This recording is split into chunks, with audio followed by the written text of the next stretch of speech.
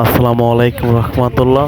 চলে আসছি আমার শ্বশুরবাড়ি শেরপুর এলাকায় ডুবারচর বাঘেরচর মোড়ে। সো আপনাদেরকে দেখাচ্ছি আজকে নতুন একটি ভিডিও। আমার শ্বশুরবাড়ি এলাকায় শ্বশুরের যে পেঁপে গাছ রয়েছে আপনারা দেখতে পাচ্ছেন। আমার এই শ্বশুর গাছের পেঁপে গাছের গুঁড়ো থেকে শুরু করে গাছের মাথা পর্যন্ত শত শত পেঁপে ধরেছে। দেখতে পাচ্ছেন এখানে ছোট ছোট পেঁপে রয়েছে ডালে, পাতায়, গোড়ায়, আগায়, মাথায়, সব জায়গায় খালি পেঁপে আর পেঁপে দেখতে পাচ্ছেন।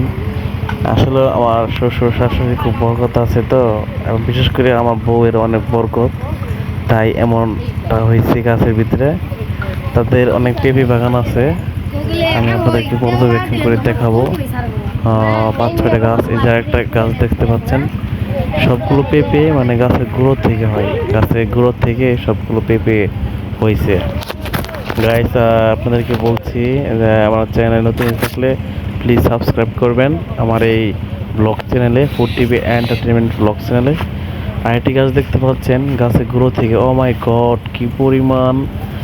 কি পরিমাণ পেঁপে হয়েছে গাছের ভিতরে বলাই বাহুল্য। দেখছেন গাছের গুঁড়ো থেকে শুরু করে অনেক ঘনভাবে হয়েছে পেঁপেগুলো। দেখেন, অসাধারণ অসাধারণ মনোমুগ্ধকর। আসলে ন্যাচারাল পেঁপেটা খুব ভালো। এই যে আরেকটা গাছ দেখতে পাচ্ছেন গাছের, আমাদের শ্বশুরবাড়ির অনেকগুলো পেঁপে বাগান। এখানে 10-12টা গাছ হয়েছে, আরও 50-60টা গাছ রয়েছে ওই সাইডে। আরেকটা সবচেয়ে 120টা গাছ আছে বাড়ির উত্তর পাশে। গাছগুলো এখানে কিছু গাছ রয়েছে, দেখেন কি পরিমাণ পেঁপে হয়েছে আমার শ্বশুরবাড়ি এলাকায়, আমার শ্বশুরে। তবে আমার শ্বশুরবাড়িতে গেলে আমি জামের আদর খুব পাই, জামের যত্ন পাই অনেক।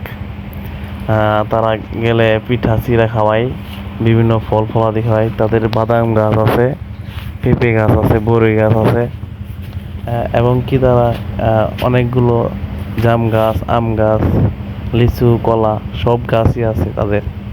মৌসুমি ফলগুলোতে গেলে ফলের সমাহার পড়ে যায়। আমার শালি আছে একটা, একটা জেওয়াস, একটা শালা আছে, আর একটা বউ আছে আমার। দুঃখের বিষয়, চিন্তার নেই, কারণ আসলে কি বলবো, পেঁপেগুলো দেখে খুব লোভ হচ্ছে। মনে হয় সবগুলো পেঁপে আমি একা খেয়ে ফেলে। তবে অলরেডি আমি